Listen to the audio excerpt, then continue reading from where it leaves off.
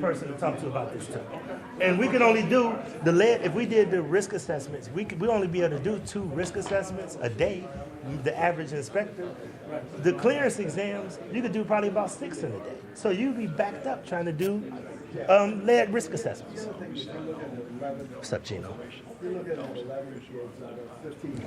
Right, and only about 33,000 comply. We need to be focused on that 77,000 that did not comply. So we got some other issues. Yeah, so that's my point. So just let you know, we got a lot more questions on this. All right, we're gonna start. Hey, what's up, man? You been all right? Okay, brother. Good evening. How's everybody doing today? All right, thank you all for coming today. I know that everybody could be doing other things, but you are exercising your civic obligation to engage in the redistricting process. A couple of things that before I go any further, I want to acknowledge my colleague, Councilwoman Stephanie House Jones, that is here. Okay, and then I also like to thank the staff and team. After I make my comments, I am going to exit stage right, and I'm going to turn it over to the consultants, Kent Whitley, a political consultant, and Dr. Mark Stalling, who is a demographic person, a demographer. He understands data probably better than most people that I know from Cleveland State University. I do want to make a couple of clarifying conversations and comments, if I could. First of all, ladies and gentlemen, we don't own these seats. This is not about any council person or any individual that is trying to protect anything. I've been very, very transparent. I've been very, very hands-off for the most part with the consultants. There has been modeling looking at where we actually have population loss, looking at where we have opportunities to gain, looking at how some natural boundaries are in place, as well as looking at how we can try to make sure that people have assets in every area ward. Places like libraries, businesses, anchor institutions, hospitals, museums, arts, culture, lakefront, etc. So all of those things are things that we're looking at to try to do.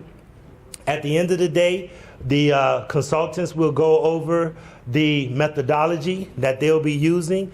We really want you to leave here today with a couple of tasks. One is to understand the methodology that we're actually using for this process, understand our process.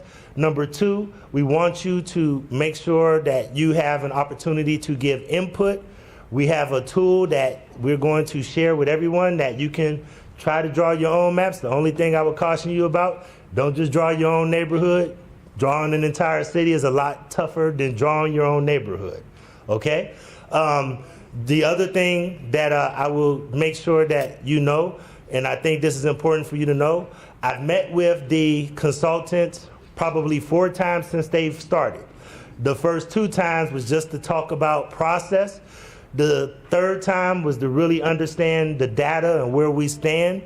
And then the 4th time is to talk about how we wanted to move forward today. It was very important for us as council to make sure that we had community input.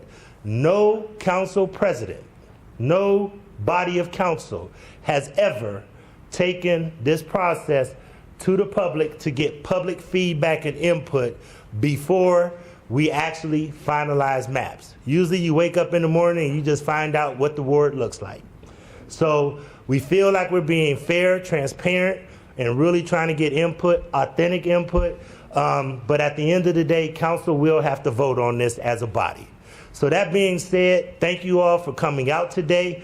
Members of council will be coming in and out. We will continue to have these meetings the rest of this week. Once again, you will have an email that you'll be able to email or make recommendations. Notice I say recommendations. That doesn't mean that you are going to, that your recommendation will happen, but we are going to take recommendations in consideration. But at the end of the day, council, once we get feedback and then we sit down with the consultants, we'll sit down and try to figure out the final maps. Okay? That being said, I'll bring up Kent Whitley, but I cannot underscore and say enough, these are not any of our wards. We don't own them. This is a process where we're just trying to keep natural boundaries together and trying to draw maps based on the methodology that you'll hear today. Thank you, and I'll turn it over to Kent Whitley. Thank you, Council President. Good evening, ladies and gentlemen. I'd like to recognize Councilwoman Gray that I saw walk in the room. Can you? You're Dolores. How you doing, Dolores? Ex-Councilwoman, it's good to see you. Next, Councilman Miller. First, I'd like to thank Tri-C for such a short notice and providing this spectacular room and equipment. We really appreciate it. Thank you very much. We just want to get started here. We're really happy that you decided to take your time, as the council president has said. We understand the Guardians game is today, and we're wishing them luck, but we really appreciate you coming out here and giving your input on this redistricting process. The purpose of this process, as the councilman, he stole all my thunder, but it's all good, is to make sure they have two goals in mind with the redistricting process. The City of Cleveland Charter mandates that City Council completes a redistricts process based on the results of decennial census. Two of our primary goals are to have natural boundaries and keep neighborhoods together. That is the charge today. The consultants that are working on this project is Triad Research. One of the senior partners is Mr. Bob Dykes. Mr. Dykes could not be with us this evening due to some health concerns. We're wishing him well. Mr. Dykes has 40 years of experience doing research and consulting. He's one of the best in the country at this. He's done this previously 3 times in 2009, 2013, and 1981. He's reduced lines from 7 to 2 to 2, and now we're at 2 again. Also on the process is Mr. Mark Stallings, Cleveland State professor, geographer. He's part of the consulting team as well. And my name is Kent Whitley, political consultant, working with the consulting team. We are here to bring us all together and make this, as the council president said, we are not here to get into any tough discussions. We're just here to present the process. I'm going to introduce Mark Stallings to come up and talk about the process. Do I need a microphone? I'm pretty loud usually. You might need a microphone. Yeah, because you're online, so you're going to need a microphone. If you need me to click, I'll click. I guess I'd rather do it myself, frankly. Okay. Can you use this? Can you use this? Using your microphone. Where's the clicker? Girl? You don't have one. You got a clicker? Kevin, we have a uniform? It's Kevin, right? Do we have a microphone for me, a wearable? Sorry, a mic. Why don't you open us up and he'll grab one while you do that. Okay. So we're going to talk about here it is right here. We can use this one. Oh, okay. Yeah, sorry. Okay, so new wards will soon be adopted by City Council. You know that the wards, number of wards will change from 17 to 15. Hold on for a second. Okay. Want to make sure that people listen. This is being streamed live, so we want to make sure the audience that's watching online gets a chance to see. It's Kevin, right? Yeah. Thank you. Okay. Can you hear me now? Bump it up a little bit? Can I do that, Kevin? Can you up the... Yeah, he said he's going to bump it up. Okay. He got it from the... Thank you. Okay, so we're going to move from 17 to 15 because of the population numbers, and I'll show you that in a minute. And the timeline is that we're going to invite you to present your thinkings on this, as well as some maps. If you want to submit a map that shows us where you think the ward boundaries ought to be. But the deadline on that is going to be November 3rd at 11:59. We have to take all that information and consume it and analyze it and that sort of thing. So it's going to take us some time to work on it. The council has to make up a new ward plan by April 1st next year. And then in November of 2025, there will be an election for new council wards. And in January of 26, the new council will take their seats in council. So that's the basic timeline. So why are we changing from 17 to 15 wards? The population numbers for 2010, there were 396,000 people in the city of Cleveland, according to the census. And the 2020 census tells us that we have 372,000 and some. That's a change of 24,000 people and a loss of 6%. So according to the city charter, when the population is at a certain level, then you have to adjust the number of wards. And this is the table taken out of the city charter that says when the population is 375,000 or less, but more than 325,000, which is where the city of Cleveland is today with 2020 census, it means you need 15 wards, not 17. That's why we go from 17 to 15 wards this time through. So we're going to lose a couple wards, okay? The wards so formed shall be, according to the charter, nearly equal in population. That's important for a variety of reasons. Federal law requires that. Composed of contiguous and compact territory and bounded by natural boundaries and street lines. So we'll look at that. So in terms of population equality, one person, one vote. This is a mandate that the Supreme Court gave us some decades ago, that we need to have congressional, state districts, and even local districts, which are very close in population. And in general, the local population criteria is that you got to be within about minus 5% or plus 5% of the average ward population. So that's the target range that we have to have. There are other considerations like spatial contiguity. In other words, you can't have wards that are in separate pieces throughout the city, right? It has to be one whole piece for each ward. They have to be relatively compact and respect communities of interest, neighborhoods, in other words, is what we're talking about there. And then there's the Voting Rights Act, which says that you have to provide opportunities for minorities, disadvantaged populations, to be able to elect a representative of their choice. You have to give them as much of a chance to do that as possible, or as reasonable at least. In the current population of the 17 wards, you can see the average is only 21,900, with the 5% high and low, 23 down to 20,800. And if you look at all the wards currently, the 17 wards with the 2020 population, you can see that there are a number that are under that 5% range allowance, if you will, and a few that are over, but a lot of them are under because we lost population in the city in those 10 years. So that means we have to have redistricting, really, and we have to reduce to 15 wards. So the 15 wards, the average population will be 24,842, with a 5% high range on that of 26,084, and as low as 23,600. So we have to have all of the 15 new wards be within that range of population, 23,600 up to 26,084, in order to attain that equal population criteria.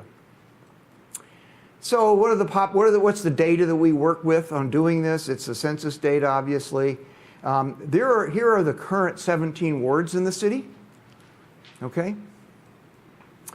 Then census blocks are the smallest unit of geography with which the Census Bureau collects and reports the data from the 2020 census or any other of the earlier censuses as well. So what's a census block? I'll get into that. But census blocks are the building blocks for creating new wards, a new set of geography for the wards. And there are some 6,200 of those in the city of Cleveland, 6,256 blocks to work with to come up with some sort of configuration of the new wards, right? So here are streets in a part of city of Cleveland. They're labeled. You can see, it looks like an average, sort of road street map of part of the city. So what do the blocks look like? Those are the blocks because the Census Bureau delineates the blocks as streets. So it's like an island. All the streets that are in the city. I have this on. Is it on?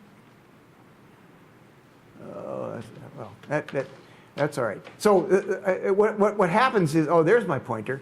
So here, these are census blocks around all the streets from Golden Avenue, where it hits 83rd, down to whatever this street is. It's not labeled here, I guess. All the way over to this street, which is, it's blocked out by my label up here, but it's one of the streets. So this is a census block, and it has 139 people according to the 2020 census. There are 25 people in this census block, 96 in this census block, etc. So you get the idea that these are census blocks, and we have population numbers and other demographic data for each of those blocks, those 6,200 blocks in the city of Cleveland. You have to use, in order to do this redistricting, you have to start assigning blocks to a given ward. And they have to be contiguous. They can't be all over the city, right? And so that's the challenge of doing redistricting. And we have software to do that. And we're going to offer you a chance to use some software that's on the internet to construct your own idea of what the wards should be. All right. And that's it on this slide show. So I'm going to go into this one. So how do you do that? How do you participate if you want to participate and submit a plan for the city of Cleveland on what the new ward should look like? Well, so I've constructed this a short guide. It's not very long. We'll go through it tonight. It'll also be available to you. We'll make it available to you as a PDF. You'll get to see what I'm presenting here, both that earlier slides and these slides. Okay, we'll make them available to you. But there's a caveat here. Please note this guide is intended to help the user get started and understand the basics to get started. But the Dave's Redistricting app, which is what you'll be using if you participate in this process, has a lot of additional features, which I don't have time to go into tonight, but you can play with it if you decide to use it. It's quite fun. And probably a number of you have already used Dave's Redistricting. It was very popular during the congressional and state redistricting process of a few years ago in the state of Ohio, and it's been used all over the country. It's a very popular application that you can use on the web. You don't have to buy any software. The data's already there, etc. So it's very convenient. So citizens can submit their ward plans to the email address you see there, maps@clevelandcitycouncil.org. When you're done, you can submit your plan, and it'll be reviewed by us and analyzed to see what it offers. And the deadline, as I said before, is Sunday, November 3rd at 11:59. Okay? All right. So Dave's Redistricting is called DRA 2020. You can find it on the web if you just Google or with your web browser go looking for DRA 2020. And you'll get this web page. Welcome to Dave's Redistricting. It's got all the states, including Ohio. So you get started. You have to sign up if you don't already have an account. It doesn't cost anything, but you do have to sign up, tell them your name and that sort of thing. Or you can sign up with your email address, or it can log in up there. Okay. Then once you're logged in, you can click on this button up here called Maps. Sorry it's so small, but you'll get a copy of this if you want it. And you may have to indicate that you agree to the terms of privacy, et cetera, with the Dave's software system. And then, well, this is how you log in. Down here, there's an email and a password. And then once you have an account, you select that Maps up there in the upper right-hand corner, and it will start you into the process of doing what you need to do. And once you've created a map, you'll give it a name. And in this case, I've created one out here. You probably can't read that, but it says My Cleveland Wards. And I just started the process. It's not a complete plan by any means, but just for this demonstration purposes. And once you have done that and you've saved your work and you need to, go have dinner or come back the next day, it's still there. And you can just click on it and it'll take you right back to where you left, where you stopped, okay? So when using DRA for the first time, you would click on the New Map. You're going to create a new map. And you click on it up here, and it has a list over here on the left-hand side of other places. Don't worry about that. But you will get a new window that says you have to fill in some information, including a name of your map and that sort of thing. Call it My Map or Fred's Map or whatever you want to call it. And then this is a complicated slide, I understand. But when you fill in this little form here, this is what it tells you. You give it a name. I called mine My Cleveland Wards. You say Ohio from a drop-down list. You could be working on this in Florida if you wanted to. And then under this plan type, you'd click on Other, and you could pick Community. And then once you do that, you get a drop-down list, and you can find Cleveland in Ohio and pick Cleveland. And automatically it knows what blocks and what population numbers it's going to use for your work on this. Then you also have to specify it's 15 wards, because by default it'll say 17, because it knows there are currently 17 wards. So you'll have to change that to 15. And then say Apply. And then what happens is you'll get into Dave's redistricting app, and it'll look something like that. So there are a lot of things on this page that you'll see, including the populations of the 15 wards over here, and there's nothing assigned yet. You'll be assigning all the blocks in Cleveland to one ward or another. And just looking at a portion of that, you see the maps over here a little bit on the right.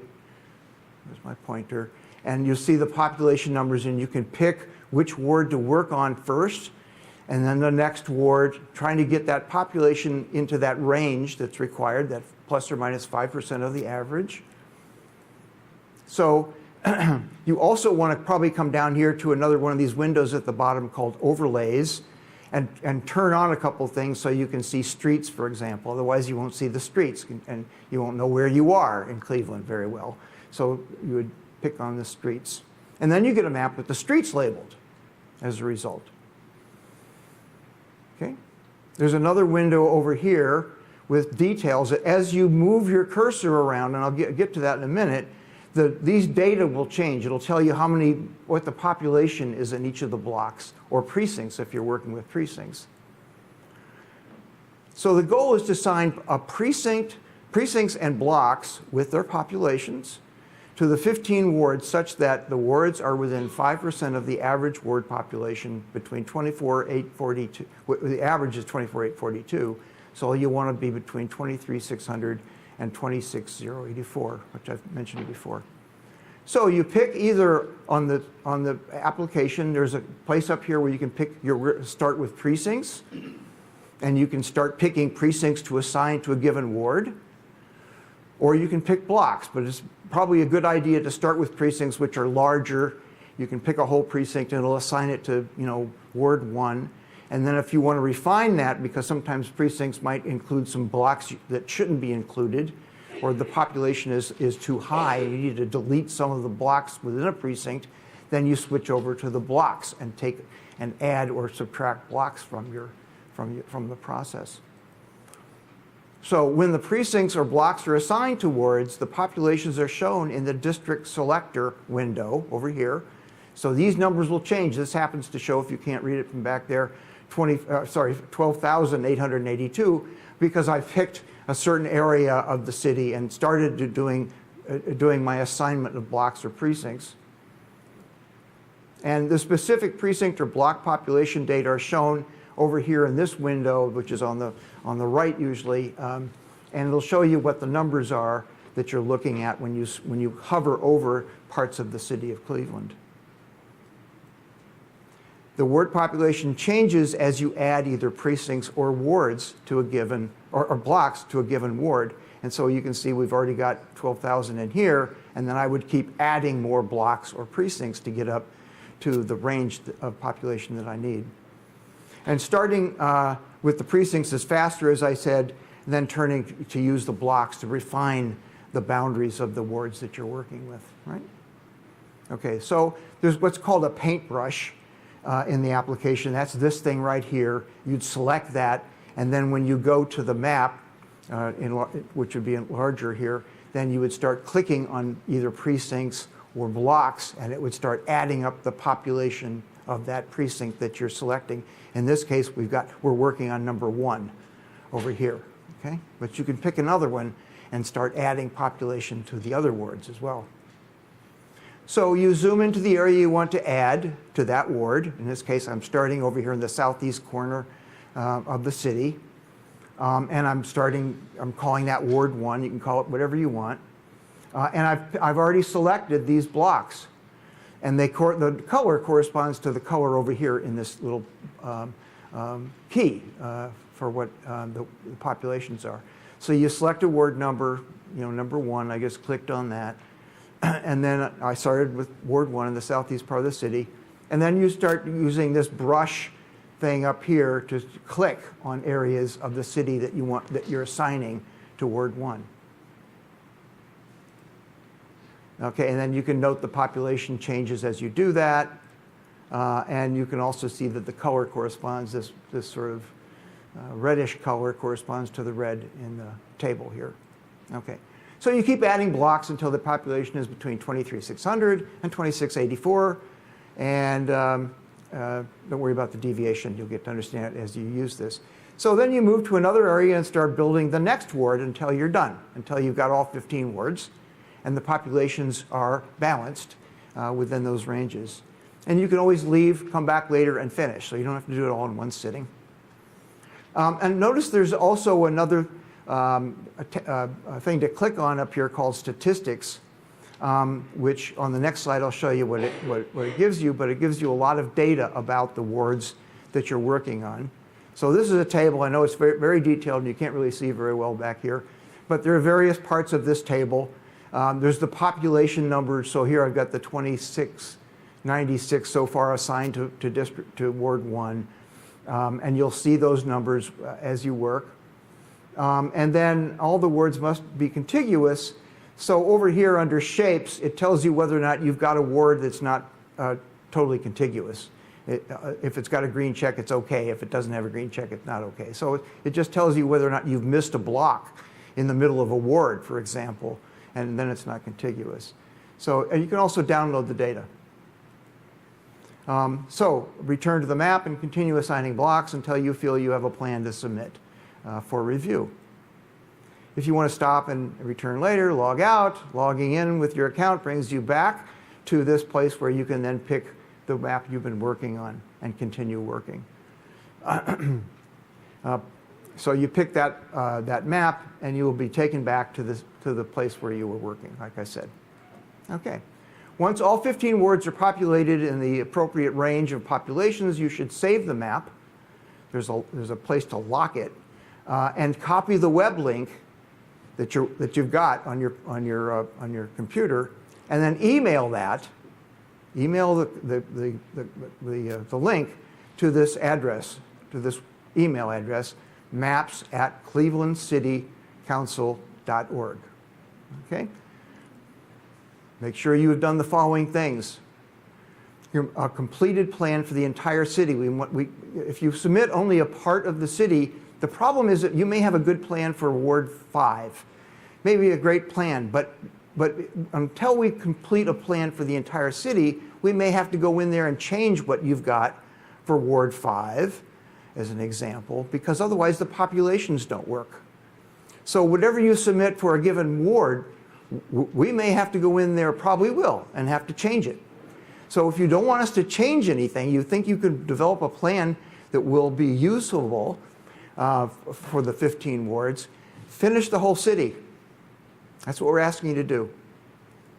So the maps in Dave's redistricting app should be locked. There's a place to lock up here on the upper right-hand corner of the page. There's a little lock thing, so click on that so that it's locked so nobody can change it. So when you send it to us, we can't change it. Okay? It should be a locked web page. Okay, populations must be within this plus or minus 5%. That's the other thing you got to make sure. And consider racial and ethnic populations and other populations, perhaps. The Federal Voting Rights Act of 1964 requires that, where possible, minority populations have the ability to elect representatives of their choice. In Cleveland, there are significant numbers, as we know, of African Americans and Hispanic Latinos that should have a chance to elect representatives of their choice.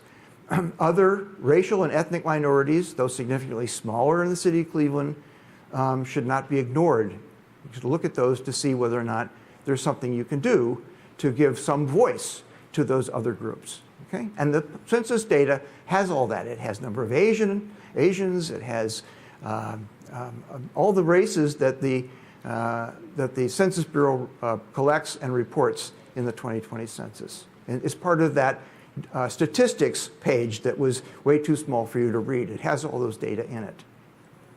Okay, the plan's web link should be sent to the following address. I've repeated that a couple times, maps@clevelandcitycouncil.org. And the deadline is Sunday, November 3rd at midnight. Okay. There are some resources if you want to look at some videos of how to use Dave's. That this is not sufficient, that's fine. I've provided here a list of tutorials that you can go out. Some of them are very short, 5 or 10 minutes. Others are half an hour or so. And they'll show you how to do various things in Dave's. Or you can just simply Google Dave's Redistricting app tutorials and you'll find even more. Okay? And that's it. So, how are we doing on time? So we could ask questions about Dave's or in general ask for input on this process. Sounds good. And we have a mic. Sure. We invite comments, questions, and concerns, but first I'd like to recognize the two councilmen in the back, Mr. Starr and Mr. Kelly.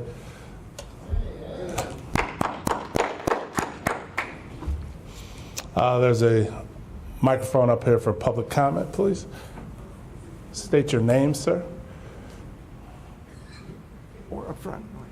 Greetings, how are you? My name is Ephraim Abdullah. Face the camera. I thought the Dave's map tool app is pretty cool. What if, I know you put some tutorial information, is there anyone from your consulting office available if a group wanted to learn more about completing the maps? Because it seemed like you have a couple of different demographics moving with it, where you have the populations and you're trying to keep the historical mark with the Africans and Americans and the Asians. Do you all have access to one of your personnels that in the process of doing a redistricting that we're able to access one of you guys for assistance, or is this just the map thing and it's not really that deep? We've provided the tutorials, unless you have a checkbook to pay us. We provided the tutorials for you to do the maps. Well, but one of the consultants, I doubt, would be available. But the tutorial should be enough. And you can contact us by phone or email for the tutorial. Hey, Kent, I'm gonna counter that a little bit. I don't mind if you want to send me an email saying you've got some problems using the app. Maybe we can set up a Zoom. I don't know what I'm promising here. If it goes crazy, I may have to stop it. Yeah, that's why. But I appreciate you're trying to limit how much of my time is going to be used. Yeah. But I'm certainly willing to take a look and see if I can provide some help. I appreciate you. Thank you. Thank you. Anybody else? I saw some people taking some diligent notes out there. Any other questions? Yes, sir. Come up and state your name, please.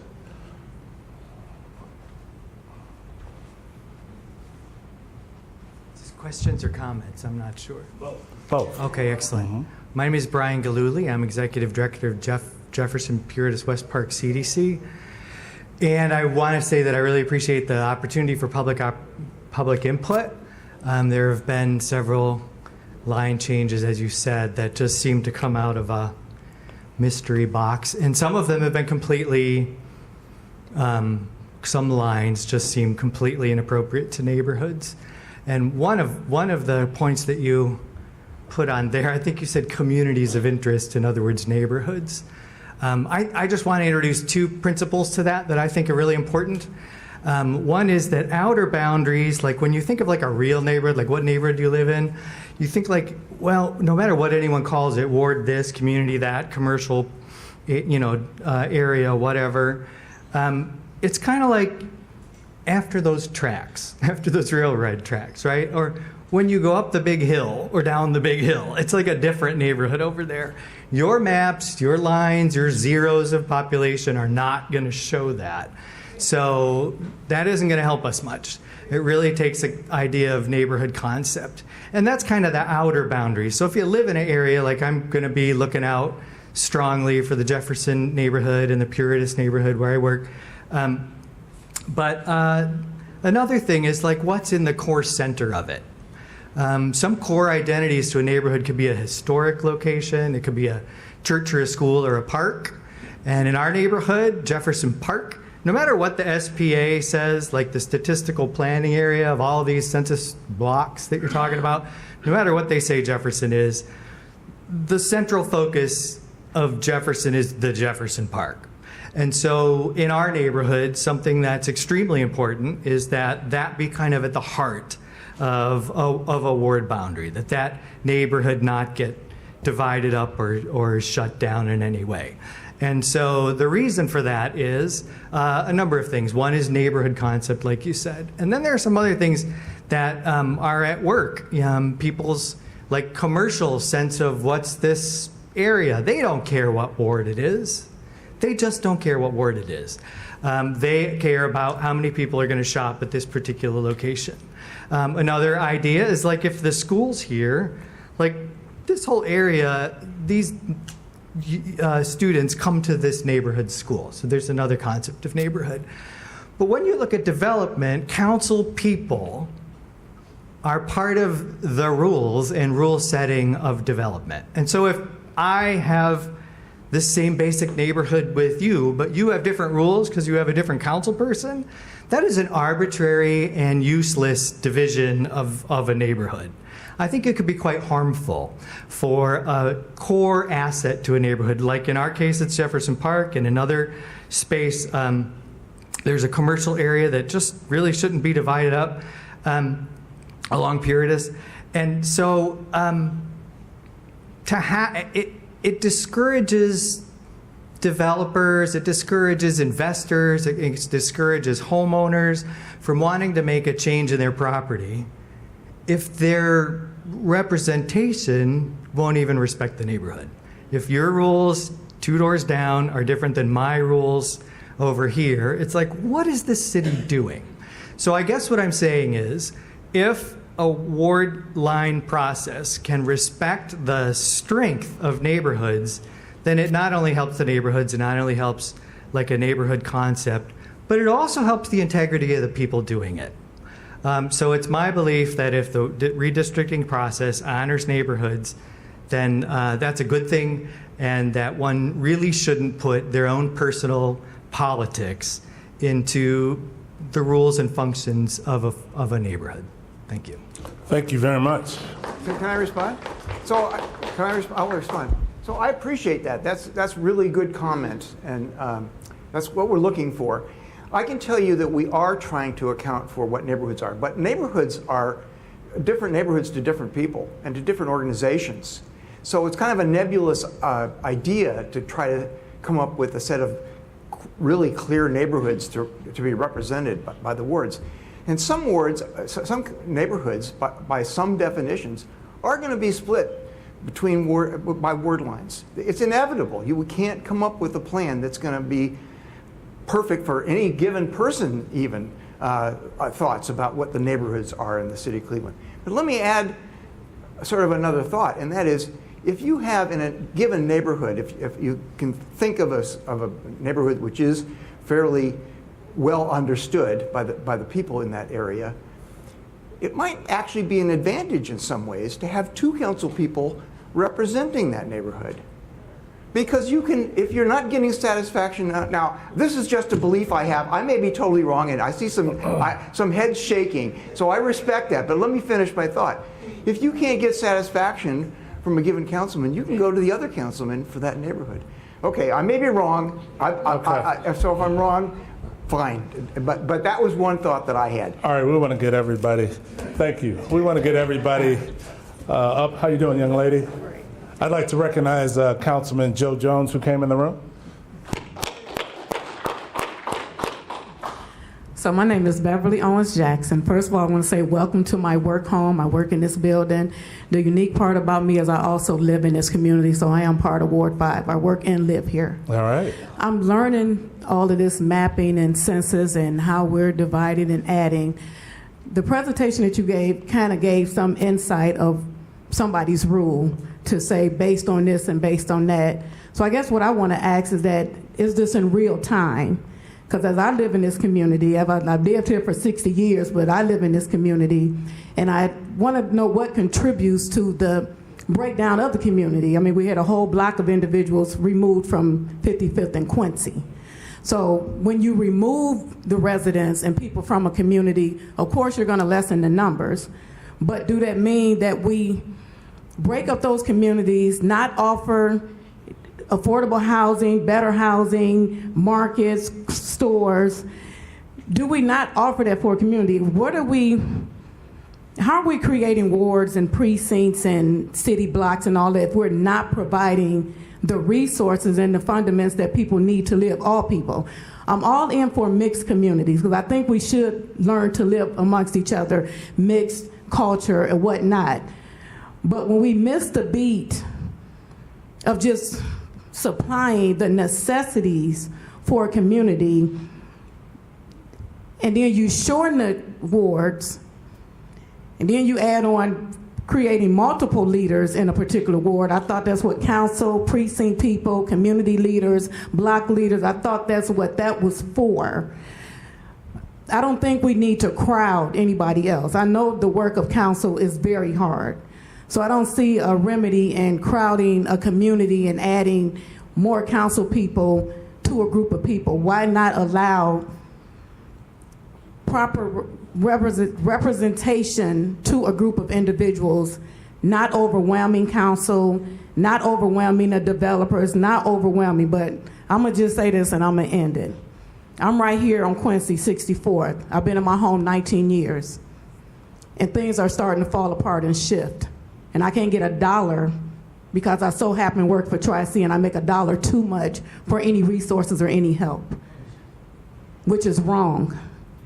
We keep talking about putting people in new homes, new homeowners. What about the homeowners that are 19 years and we are looking at being moved out of our homes because we go from $740 mortgages to $1,500 mortgages in 2 or 3 years because you're building Cleveland Clinic. You created a roadway through my family property and homes where they grew up. Then you create up on West 25th, $3,000 housing complexes. So you got me right here. Yeah, we got Tri-C, but we don't have anything else. So while we're remapping and redistricting and counting the numbers, what is the real time? Is anybody paying attention to what's going on today? Because I don't think we are. And it's enough of us, and it's enough knowledge, and it is enough money for all of us to live better than what we are living. But we keep having to redo things and redistricting, and if we got a new plan. There's not going to be a perfect plan because they're not perfect people. So I just want everybody to understand that, yes, it's going to take all of us, but people keep telling us what we need. And I'm just tired of hearing about what I need. Ask me what I need and then provide it for me. Amen. So I'm going to leave it with that.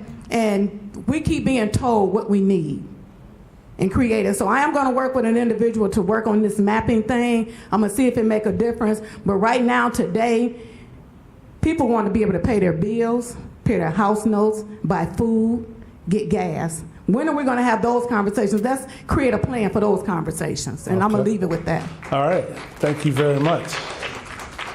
Yes, ma'am. Good evening, everyone. My name is LaShawn Caldwell, and I live in Ward 4, and I live off of Kinsman. And I have quite a few things, and I'm going to try to keep my composure because this is very sensitive to me. I was there when they had the last redistricting, and we, the people, had a way that we thought it should go, and it was overturned by council. My concern is you come with a plan today, you give us, the community, approximately 3 weeks to get all this detailed information together. And then you turn around and say you're going to give city council approximately 5 months. We always get the tail end, the short end of getting everything completed. We are the supervisor of city council.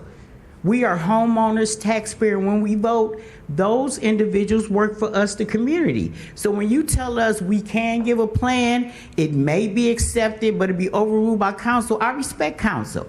I'm a precinct person, but this is it.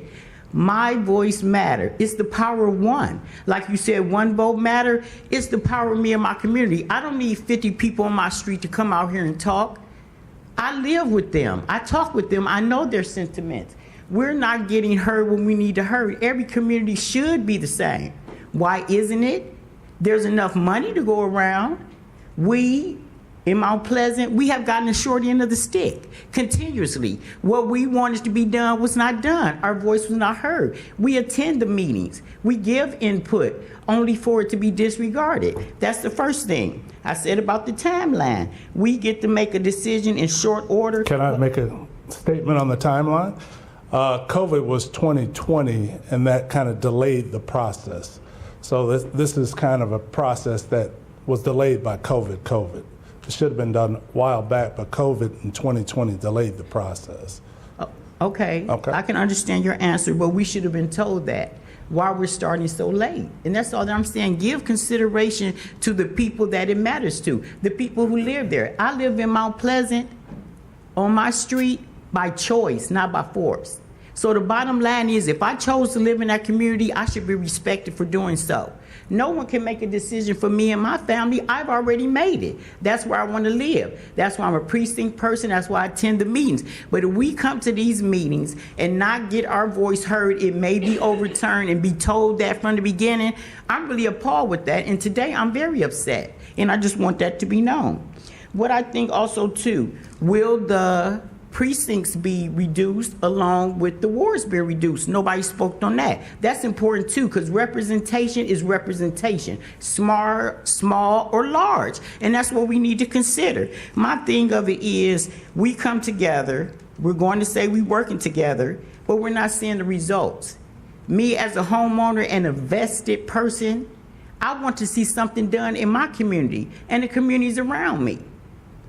Money have not been distributed like we were told the last mayoral election. We said monies was going to go to Mount Pleasant. We haven't seen that. I drive and walk down that street. When I leave my street, even though it's a nice street, when I turn to the right and to the left, I see reality. I want something to come to fruition. We can cut off, we can stay a street here, a street there, but if you're tearing down houses, that number in the census is not contributed because the people are gone. I see vacant lots. I see kids that could be playing in yards, having a good time, but they're not. Well, we used to have, and I'm going to not be long because I'm really, really feeling this. There was a time there were dollar houses.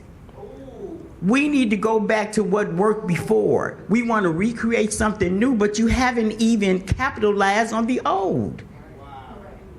And I'm very serious. A lot of kids need to be in houses. They could be. We're not doing what we should do individually, and I know I haven't done all that I should do. It's a lot of means I should have been in city council. I have family priorities too, but this right here, this is a sensitive subject to me because I was here when he got the last redistricting done, and Zachary was my councilman. We worked in Mount Pleasant. We saw things happening. And I was devastated when it could no longer be. And I'm gonna stop on that note and thank everybody for your time and attention. And this, I'm really feeling that we need to have our input, and we are the supervisors, the people in the communities of the mayor and everybody else. It's called City Hall. It's in the city, but we pay those lights and gas. That's right. And I'm being honest, and I am going to support what needs to be done and be boisterous in that. Good. And I thank you again. Thank you, ma'am.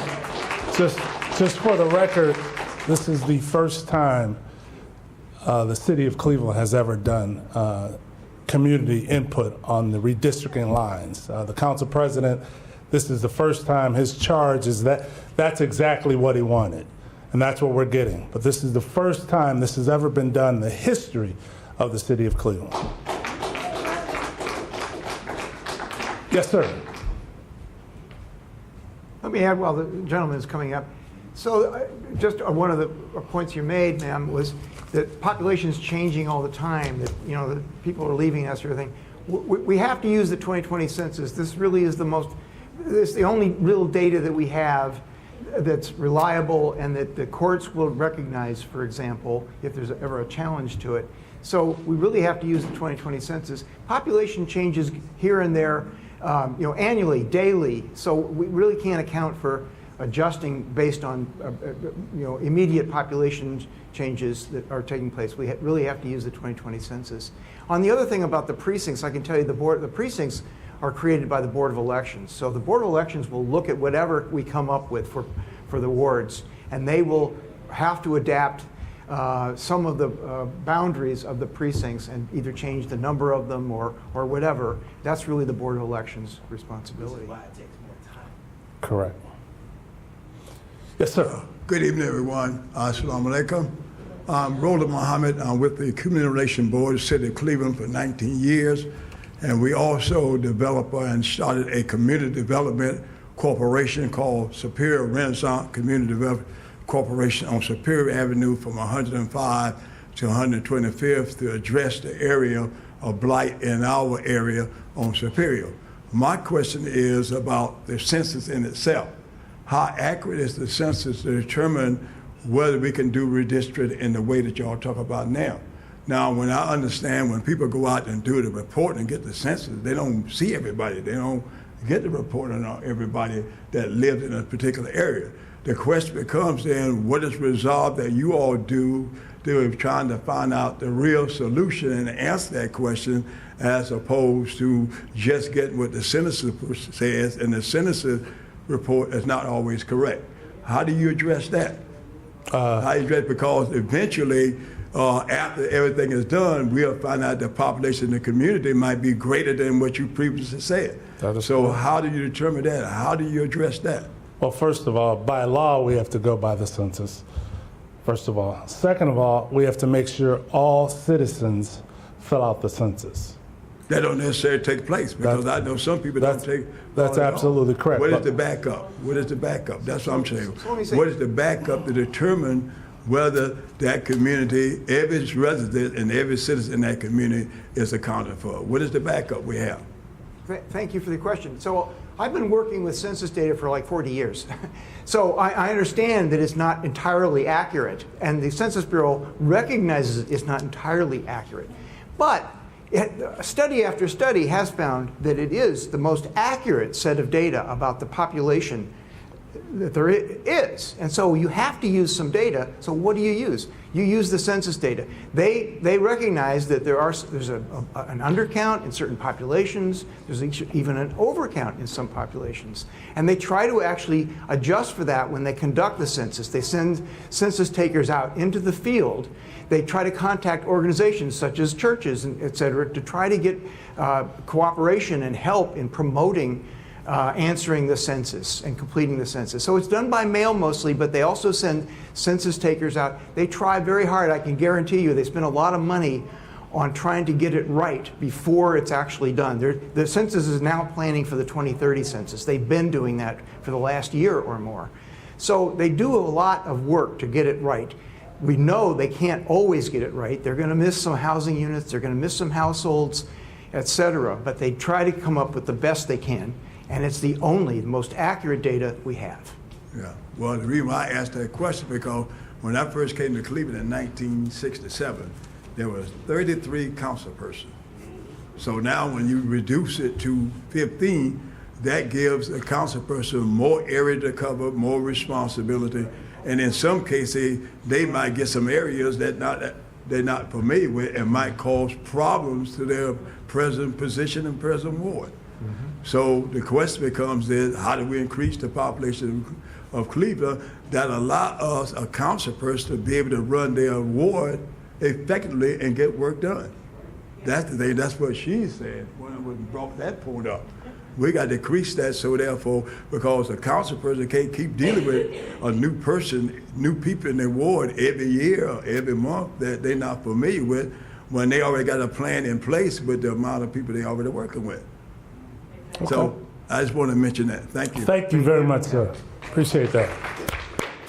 Yes, ma'am. Sir? Yes, sir. Ron Calhoun. How you doing, man? Resident Huff.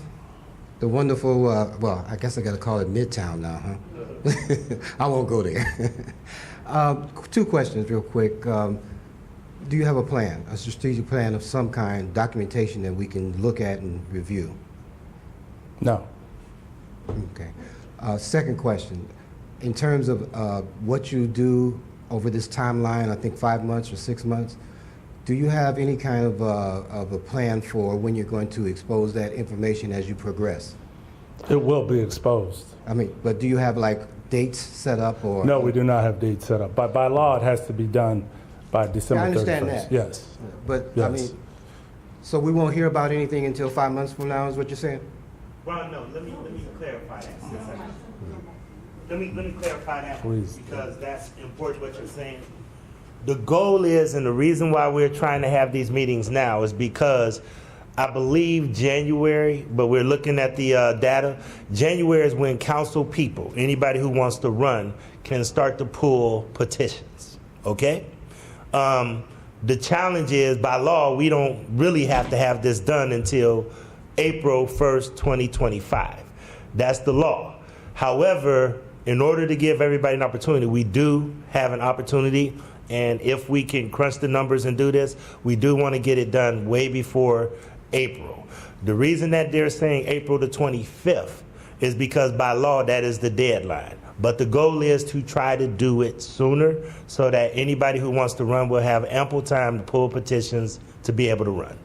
To your question about the actual strategic plan, everything that we're doing is spelled out in the charter. I forget what the charter number is, but we can get you the charter number. And it gives specific actions that we have to take. So we can't just draw up a revisionist plan. We actually have to go according to what the charter dictates. The other thing I want to make sure that we outline for you, in 2008, my colleague Richard Starr just reminded me, in 2008, we actually had a charter amendment that was voted, right? The people put a charter amendment on to tie the ward number. This was the people. This wasn't council that came up with this. The people came up with a charter amendment to say that we are tying the number of wards to the actual number, which is why Dr. Styling pulled you that 25. So this wasn't something, to Ms. Caldwell, who brought up some very good points, because I was here when that redistricting process took place. Council didn't create that. That was a charter amendment that was voted on by the people of the city of Cleveland, and we have to be very prescriptive on what they dictate us to do, okay? The only other thing that I do want to make sure, because I want to make sure that everybody, the consultants really rode the roost on this one. A lot of the questions that a lot of you guys are talking about around council, I do want to clarify that council is a legislative body. We are not many mayors. I know that people have tried to paint council people like each council person is the mayor of their neighborhood. Technically, council is the legislative body that is supposed to work together in order to move agendas. So to Brian's point that he brought up earlier, Ms. Caldwell, technically, when you see something happen in your ward or you see something happen around development, all of council votes for it. As council president, as council person for Ward 6, I cannot just think just about Ward 6. I have to think about what's good for the entire city because we act as a body. I know that a lot of people don't believe that. You very rarely hear me say my ward because it's not my ward. I don't own it. But I am part of a body. So I want to dispel this myth that a council person that thinks this way is different from this way. I know why some people may think that, but once I want to reiterate that this is not about who we keep as council people. This is getting your feedback on natural boundaries and everything else. Ms. Caldwell brought up something very important, which is why we're here today. In past councils, they took care of the people who were their allies, and they punished the people who were not their allies. I happen, and I knock on wood, God willing, and the creek don't rise.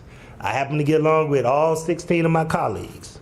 So I ain't trying to do nobody in, but at the end of the day, we do want to have natural boundaries. I don't know if you looked at that. We got a couple of wards that really are stretched, mine being one of them that goes all the way from Little Italy to Slavic Village, which means that some of us have more vacant lots and vacant property, and we inherited these maps that, quite frankly, cover territory that's like 8 CDCs compared to another council person that only has 1 CDC because they're more densely populated and don't cross multiple areas. So part of this, ladies and gentlemen, and I try not to throw any former councils under the bus, but part of this is me trying to put the genie back in the bottle of some decisions that were made a long time ago that we are now trying to right size. Just want to make sure we clarify that. Thank you, Council President. Any other questions and concerns?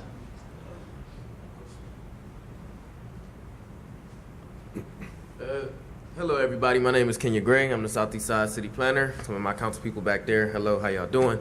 My question here is this going to set the precedent for every decade for us to go off the census to redistrict Cleveland by the wards? Or, like, how is that going to be carried out? Because the numbers for 2020, however accurate they are, I think that population is going to be increasing as we bring more diverse housing options to Cleveland.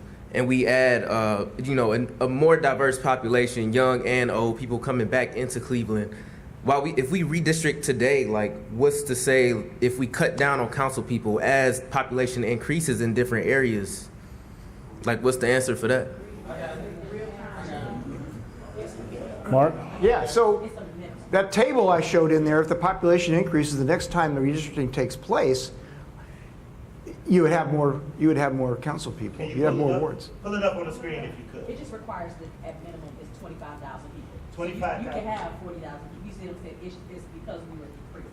Okay, yeah, I just need to see the table. Then Once you see think that'll make sense. Yeah. Because that's why Minister Oh, wait a minute, wrong one. Go ahead, I'm sorry. That's all right, wrong one. Where is it? This one? You want to jump on? Yeah, tell me. No, it's not this one. It's the other one. Councilman Richard Starr, Ward 5. So when you look at the charter amendment, it put in language which ties it into the census. If you recall, the census tract comes around every 10 years. So even if population is growing right now at the time, you got to wait till the census come back around in 2030 to be able to redistrict. So if the population does increase and most people fill out the census tract, then you can add additional seats. So one of the things we have to be mindful of is people have to do the work before things get put in place. So when the census come around and folks be talking about I don't want to be counted, I don't want to be dealing with that, we got to go through a redistricting and we have to look at the numbers based on the populations to determine if we add more representation in the areas of focus. Yes, when you look at what we're doing today, you're losing 2 different seats, and that means some wards are going to get bigger, some wards are going to be more wholesome again as far as communities, but it's a process that we got to have a reality check that people put it together on the ballot in 2008. And that's why sometimes we have to look at the language, the verbiage, and also understand Cleveland. A lot of folks in Cleveland, if you ask me, I don't believe we went down those 2,000 or 3,000 people that we need to maintain 17 seats. I believe that some folks in certain neighborhoods did not complete their census, so it's showing through the census tract that we lost population in some areas that we didn't lose population. Prime example, in Ward 5, it listed as around 21,275 people filled out the census. So that means we have to add 3,000 additional people to get to that 25,000 number. Now, if you ask me, I could go in some different areas in Ward 5, and I know for a fact that maybe one person in our household filled out the census, and the other 4 people or the other 3 people didn't. So therefore, we get into this place where we got to be strategic and intentional that we following the law to make sure the redistrict is done because the people asked for it to go by the census tract. So I just wanted to make sure I threw that out to you. Okay. So this is the last part of my question. So every we gonna do this every 10 years. Every 10 years. Every 10 years, this is the precedent. Okay. It's a bottoming out. So, yeah, how you doing? So good evening, I'm Councilwoman Stephanie House Jones. So if you actually look on the charts, because people said if it is a chance that every census comes by, we will have to do redistricting. And actually, this is not just on local communities. We've done it. Most people don't realize. Recently, I think it was 2 years ago, County Council did redistricting. At the State House, we've redistricted our lines congressionally and our House district and state districts. Now, that was a whole different story, but they did like 2 or 3 different versions of their maps. But as you can see right here, we kind of bottom out at 11. If we get down to 275,000 or less, it'll kind of bottom out at 11 people. And at most, if we get over 575,000 people, then it'll be at 25. So likely, we are going to have to go through this process again. Prayerfully, there will not be a global pandemic, and that we will actually have more investment. I think one of the incidents that also happened, we know Ohio was one of the states that did not invest in the census, right? And when you lack resources to go and put people on the ground to actually count people, we actually end up where we can end up. So now we know 2030 is coming, and so making sure that people, if you want representation, making sure we have the resources, and you work at the city, so hopefully you'll join the committee come before 2030, so that we can ensure that we have a more accurate reflection. Thank you. Okay, you're welcome. Councilman Joe Jones would like to give a couple words. Thank you.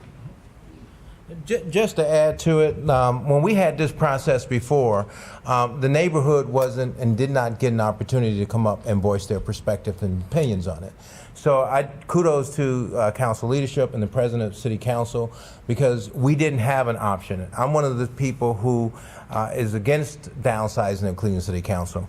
And one of the reasons being is because when you look at about maybe 40 cities, almost close to 30 cities, their population sizes are under 20,000 people. And in the last several years, Cuyahoga County has actually, in this year, counting, has lost 5 locations where majority of them, with the exception of 5 locations, have gained population, and the rest of the other 59 cities in Cuyahoga County has lost population. So I'm of the one that believes that our population size, the way we have it now, is manageable. Council members are sort of, you heard what the president talked about. It's just not, we're just a mini mayor, but people view us like mini mayors. So it's a hybrid government process where we have to be the police officer, we have to be the housing code inspector, we have to be the health inspector, we have to wear every single hat possible, and it's constantly, if you are doing your job and you're on top of your job, you're receiving 50 to 55 to 60 phone calls a day. in addition to emails, in addition to text, and it's a very daunting task. So I'm of the mindset that we should not decrease council, and then it's a citizens issue. It's about representation. When you have Broadview Heights at 19,000, Brook Park at 17,000, Berea at 17,000, Fairview Park at 16,000, Bay Village at 16,000, Middleburg Heights at 16,000, Brecksville, Beechwood, and I can continue to go on. They have several council members. Some of them even have 9 council members and the mayor representing their population. That's real representation. The city of Cleveland has too many issues and problems burdened upon just one person that the citizens can really actually reach, touch, and feel. So as a council member, I'm the one who believes that we should leave our council as it is right now and change the rules. Because if they can do it on the federal level as they do it and do what they want to, we should be able to represent our population. Because if you move out of the city of Cleveland and say you move into Maple Heights or Garfield or Warrensville, guess what? You're going to have 7 or 8 or 9 council members that you can go and make a phone call for whatever your issues and problems. So if you miss one, you got 7, 8, 9 more members to touch. So with that being said, the process here, I'm appreciative of it, and I'm appreciative of the leadership because we're talking about this issue on the front end versus waiting till after it's over, as it was done in the past, and then having community sessions. Thank you. Thank you, Councilman Joe Jones. Thank you, Councilman Joe Jones of Ward 1. I'd like to recognize Representative Juanita Brent, also the Vice Chair of the Cuyahoga County Democratic Party. Do we have any more public comments, issues, or concerns? Come on up, Ms. Gray. Anybody who want to wait, got chairs up here.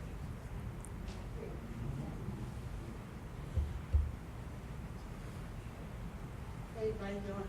Good. How about yourself? I'm Dolores Gray. I live in Ward 5. Twin sister of Councilwoman Deborah Gray, Ward 4. My thing is this: see the people in here, and I've been part of council for 8 months when Phyllis Cleveland appointed me as council when she stepped down. Education is the key. We don't know. A lot of us don't know to know. In our community, we don't know to know. We don't understand what all you council just said. I may get it to understand it, but I'm still learning because I'm a resident of Ward 5. I'm an executive precinct person since 2011, and I work my 5G. Everybody knows me in my ward. They know who I am. I'm connected. But education the key. A lot of our community people in our neighborhoods not educated about this. They're not educated. You can talk above their head, they don't get it. And a lot of us don't come out to understand it. We don't. And as y'all talk and what y'all say, education is the key. A lot of us don't get it. I go in my neighborhood, I've been walking the whole Ward 5 with the surveys that have to be done by us in the community. I have been doing that because I'm everybody's neighbor from 28th and Community College where I live at all the way to 78th and Cedar. I've been doing this for 3 weeks, explaining to everybody what the survey is all about in our ward. I've been doing this because I'm connected, and I don't mind doing it because people have to be educated, understand what's going on. And a lot of people is not. They sit back and chill. They think it's gonna work wonders, and then when you get an attitude about something, you wanna woof about it. You have to teach people to understand what they need to understand, what to know, instead of blaming. It's sometimes not our fault to not we don't know, because we don't understand. And we're not stupid. We just don't understand that language and where we need to be in our community to make it better, to understand where we need to go. You understand? Ward 5 here, it goes from Euclid all the way over to Broadway. I learned that myself when I was council. I didn't know Broadway existed for Ward 5. Didn't have a clue. It was a lost city. I learned that and understood that. I didn't know Euclid and Carnegie was part of us. I learned that. I thought we were just in the city where I lived at. Who knew? But I educated myself from that so I can talk to people, understand that. So education the key. So why everybody, what we doing the redistricting, the survey, council, and like what you said, what y'all do as a body. A lot of people don't know that. They think you're mini mayors. You think you are. But they don't know that you're not.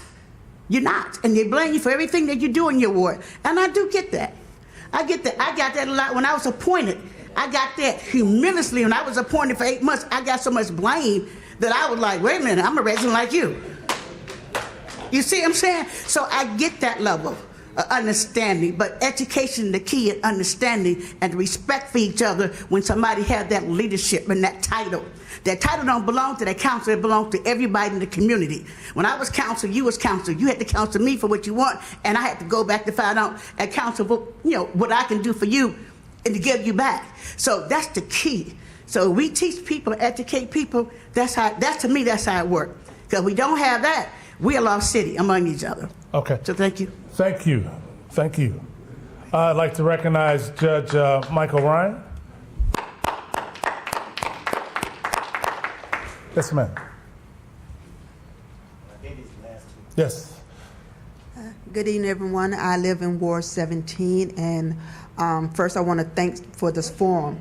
My name is Lemire, and I've lived in the city of Cleveland for over 10 years.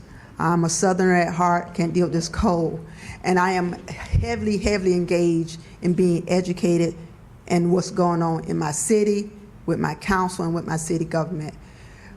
Ms. Gray made a good point about education. We can get back to civics, that's a whole different level. But what we have to remember is that on my street, in my ward, I see where the population has decreased. And so many of us, I'm working class, I left late, and so we don't always have the time and the access to get to meet. And that was a lot of things, so it always personal, right? So we can have all of the ARPA money, we can have all of the signs and everything, but it came down to personal. And when people feel like they can't reach out to their council person, or if their council person say, call my assistant, I have had people tell me, I didn't vote for your assistant. So there's need to be that communication, that connect.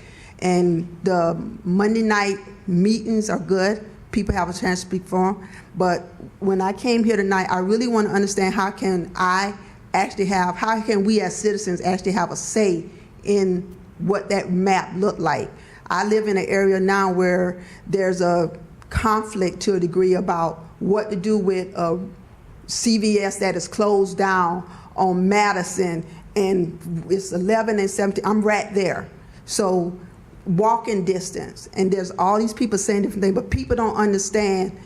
If they feel like council is not working, then you will have more charter amendments that say let's reduce council, because that's where some of the frustration coming from. That's what people are telling me when I talk to my community. That's why we're losing council seat. People can look at New York, 8 million people, 5 boroughs, 51 elected officials, right? 8 million people. And so they try, we love to compare ourselves to other people. But when people feel like council is not working for them, they're not even thinking about, no disrespect to the mayor, they're not thinking about the mayor. They're saying, like you said, y'all get the phone calls, right? And when they feel like they can't be in contact with their council person, that's why when someone brings petitions to the people, let's reduce this, let's do that, it's because people have said, I can't reach out to that council person. So why will we need so many? Now that we're losing, we're hearing the speech about why we shouldn't lose, but a lot of people feel they don't have that access. Where the council people here, they might have access. There's 300-something people in the city of Cleveland. Less than that vote. People are disengaged, and they do feel the frontline people, which is our council people, they don't have access to, and that's why we're seeing, it's not just that people didn't respond to the census, you're gonna have more stuff come around because people are not feeling they have access to our council body. Not every council member in here works the same, and we all know that. And I'm glad Council President say what he says. It's not about me liking this person, it's what's the best for the city. But unless our people feel like we can have true access to the council people, we're gonna keep losing seats. Because if somebody don't want to fill out the census, the numbers are the numbers. and you're going to keep losing seats. So that's where there's a disconnect at. Not everybody feel like they have that access. So I really want a clear understanding. How do we as citizens get to have an understanding of what this redistricting look like? And it always can't just be a one-stop shop with stuff. And so that's why I'm trying to understand. That's why I'm here tonight, to try to get a full understanding. What can I do as a citizen? So if you're changing the district, because I'm self-sufficient, I'm an ex-Marine, I'm self-sufficient, but I am determined to know what's going on in my community, in my city. Okay, So thank you. Thank you very much. Appreciate it. Good point. Yes, sir. This is going to be the final citizen to step to the podium. Thank you. Hi, my name is Diab Darisa. I am a Ward 11 resident. I am with Save Kidal Park and Coalition for a Better Cleveland. I see some familiar faces, Blaine, my councilman Danny Kelly back there. My point is twofold. We are a historic city. We are a Rust Belt city. And I think to draw people back into the city, we need to look at like diverse housing options, I think you mentioned earlier. I also think we need to preserve our historic housing stock. A lot of people are not, I think for us to attract multiple and diverse groups of people, we need to acknowledge that not everyone's looking for a new suburban home. While we have these housing stock options, we should work on preserving them. And there are organizations in the city doing so. Another question I had more so too was more of a point as well, is in this redistricting, are we going to look at anomalies like, I'm in Ward 11, I'm a Ward 11 resident. Are we going to look at anomalies like the scorpion's tail at Ward 11 and Ward 15? And my question for you guys is, what can we do to avoid that in the future? Because to me, obviously that looks like is a form of gerrymandering. Other lines and ward boundaries are more kind of clean cut, makes sense. But then you do have your options like that that stick out like a sore thumb. And the scorpion's tail does impact the causes I'm fighting for. I'm fighting for the former CVS, Kidal Parks right there. Mm-hmm. So what does that mean for issues where we're just kind of boxing them in? I understand we have to organize the people, but with these issues, it affects more people than just Ward 11, Ward 15. And oftentimes we're told if you're in this ward, your voice is lessened or just kind of outright not even listened to. So what are we going to do to avoid kind of issues like the scorpion's tail going forward?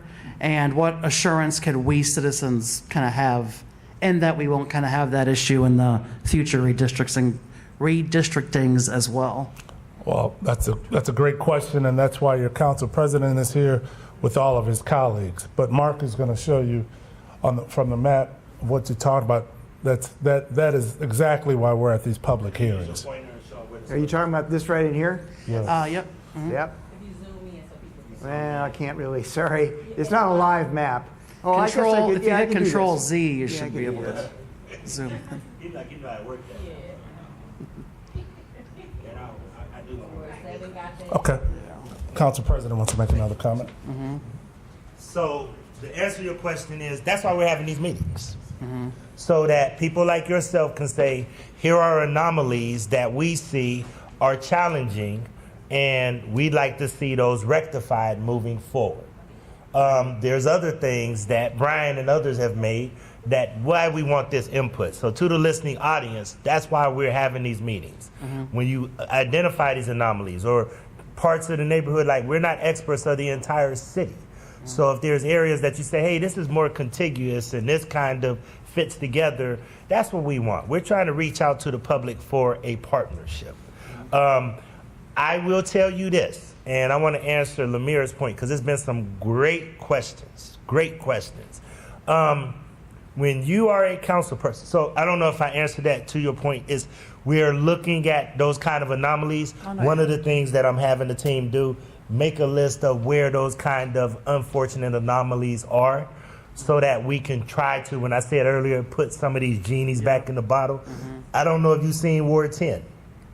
That did catch my eye. If you think the scorpion's tail is a challenge, you got to see Ward 10. Which goes and traverses like 5 different wards. Oh, yeah. So my point is, we're looking at those kind of anomalies, and that's things that we want to try to do this in a way that's very transparent and open. And that's why we're having these meetings. So I don't make promises I can't deliver, but I will tell you we are keeping a list of those anomalies to see how we can potentially address those. Okay. Perfect. Okay? Awesome. Thank you. All right. I do want to close out if we could. Thank you. I think you got some great questions. You got anything else? That was really it. Okay, thank you. Appreciate it. I do want to make a couple of closing remarks because I think that, first of all, give yourself a round of applause. I'll be honest with you, this is a small crowd, but these were some great questions. People are texting me as we're here, and I'll be honest with you, people are like, Blaine, this is great information, and from some of the questions that you're asking. And I want to make a couple of things clear. Census isn't just about the seats and proportional representation. Let me give you all some facts. If we ever reached 400,000 people, do you know how much more money we would get for roads, bridges, community development block grant dollars, and everything else? Census is not just about council people redrawing wards and districts and everything else. I also want to make sure that you recognize, as Minister Rowland said, council used to be 33 council members that represented 950,000 people. The most recent, when you started reducing in, I think, 2001 or so, it went from 21 to 19. Then in 2008, when the charter amendment passed, it went from 19 to 17. The census happened in 2020. Now we went from 17 to 15. Mr. Gray, you're exactly right.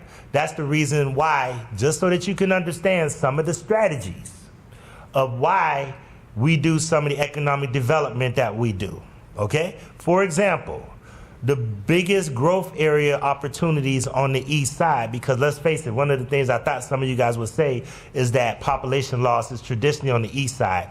Most of the west side wards, if you looked at that map that Dr. Seiling put up earlier, are mostly stable. Most of the east side wards are where a lot of population loss. Where that creates challenges for a lot of east side politicians and east side leadership is we have large areas of geography where I might have a lot of density in Little Italy and University Circle and Larchmere, but in other areas I have sparse kind of population, okay? So part of this is when you see us trying to build in some of these areas and try to provide growth, one of the areas that we really try to focus on in Ward 6 and quite frankly Ward 4 is the Buckeye, Woodhill, East 105, 93 corridor because of the bus line and because that's the area that has the largest employer in the Cleveland Clinic. There was a study that was done that showed population growth, that the job growth was on the east side in the eds and meds district like Case Western Reserve, Cleveland Clinic, and all of the university hospitals, all of those places. But the housing issue and where the housing abundance was downtown and on the west side. So when you see us trying to build more apartments, housing, is so that we could try to do what Minister Rowland said, is to try to grow the population on the east side so that we can have more equitable distribution of territory on the east side. So a lot of this is not easy, but just want to make sure that you understand that census is not just about council people drawing districts. We could do so much better as a city if we basically got more bodies in the city of Cleveland. And I know that is challenged because of all of the social, economic, issues that we have to deal with. But I will tell you that if you looked at Cleveland and you compared the statistical planning area, let's add myself and Councilwoman House Jones. If you add Huff and Fairfax, that is the same pretty much area as Cleveland Heights. If I was to compare crime statistics and other things, you'll be shocked to see that they're actually similar. But people have the perception that the suburban communities are safer. So those are the kind of things that we have to battle as council people. And all of us amen when Lemire said, I know they call y'all for everything, and you're right. We accept the challenge because at the end of the day, we know that the portal that everybody has. I'll be honest with you, I got asked, and I never signed up to be Henry Kissinger, but people text me and email me about the Palestinian, the Hamas and Israel conflict every day. And because the only insight that they have is their council person. They can't talk to their mayor. They can't talk to their congressperson all the time. They don't have the ability to talk to other folks, but they can access their council person. Your best ability in this business is your availability. So we understand that this is a challenging process. We're really trying to educate the public on this, and we're really trying to do like, what's your name again, young man? We're really trying to do like Dion just said, identify where some of the challenges and anomalies. But I will tell you that out of all of the people that I have in the ward, because I want you to put this in perspective, because this is to Lamir's point, how do my voice get heard? I don't just get an opportunity to hear the 23,000 or so residents in my ward. From Fairfax to Little Italy, from Slavic Village to Buckeye to Larchmere to Fairfax. I have to weigh people that have different interests, different voices, and different things that they want to petition their government for. I don't have the ability to just listen to one subset of people and say, you're is who I'm going to listen to. Now, I try to listen to everybody. I got to weigh it in, but then I got to make decisions. That's what leadership does. But at the end of the day, part of this process is educating you and then you letting us know key things that you think will make this city work better and operate better. So once again, I want to acknowledge my colleague, Deborah Gray, who's here from Ward 4. I just want to take another opportunity to say thank you. These are going to be live streamed. We have another one tomorrow at Glenville Recreation Center at 5:30. Then we have one more that is going to be at Estherbrook Recreation Center on Thursday at 5:30. So I'd encourage you to stay engaged, stay involved. I don't make promises I can't deliver, but I will tell you that this community input process is important. And at the end of the day, all of us as council, not Blaine Griffin, because I want you to get this clear, because I know everybody's going to blame me and say that doggone Blaine did X, Y, Z, and I don't care. I'm used to being blamed for everything. But 17 members will have an opportunity to vote on this map when it is presented. And what I will tell you is that the last process, the vote went 13-4.